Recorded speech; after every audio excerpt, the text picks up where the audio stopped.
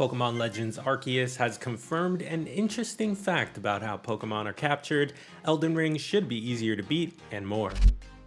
Pokémon Legends Arceus is out now, and a snippet of new Pokémon lore revealed in Arceus has set gaming Reddit ablaze.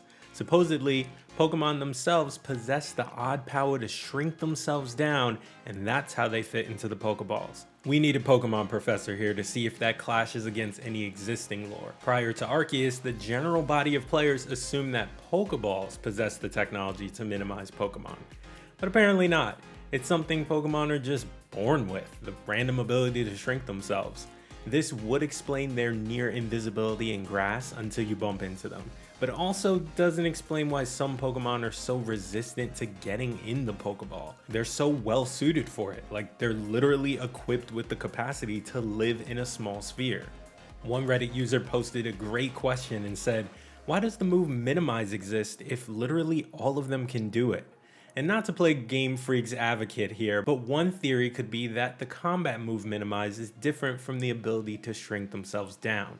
In any case, as more Pokemon games get released, and there's already a lot of them, the lore probably will only get more complicated and take unexpected turns. This likely won't be the only new info players will scratch their heads over, or in this case, develop a 1,000 message long comment thread debating and mulling over the new lore. With only weeks standing between the highly anticipated Elden Ring and its ravenous fans, game director Hidetaka Miyazaki has opened up about the difficulty discourse that has long surrounded From Software games. From Software frequently draws the ire of some gamers who feel its popular role-playing games, which include the beloved and demanding Dark Souls series, provide too steep of a challenge and should include difficulty options.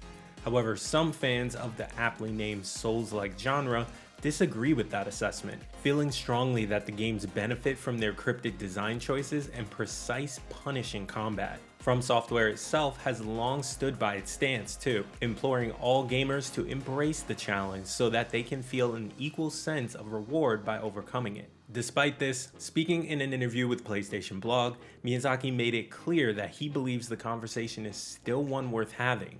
He said, quote, "It's a valid discussion. I feel like our approach to these games, not just Elden Ring, is to design them to encourage the player to overcome adversity. We don't try to force difficulty or make things hard for the sake of it.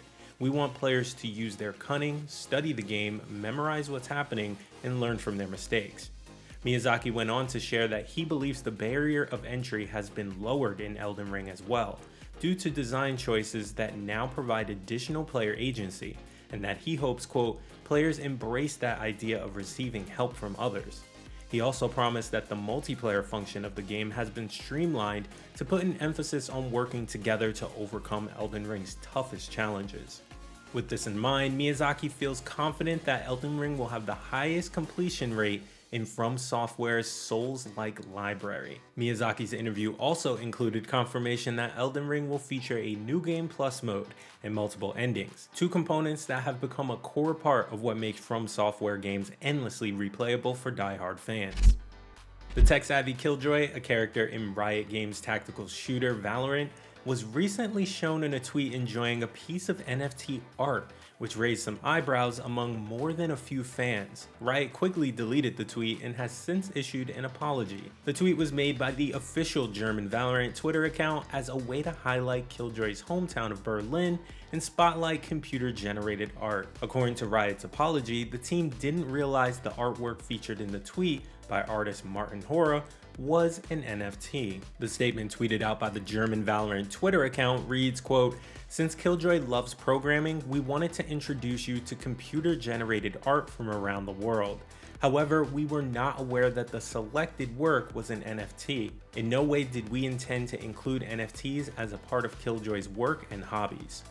Fans in the responses to the clarification tweet seem to be relieved that one of the game's fan-favorite characters was not into NFTs, but it's currently unclear what Riot's overall stance on the technology is.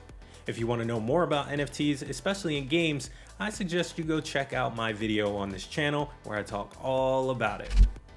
So how do you feel about this new Pokemon lore? Are you excited or against Elden Ring being easy to beat? Let me know in the comments, and make sure to like, subscribe, and come back next week for more GameSpot news. Have a great weekend.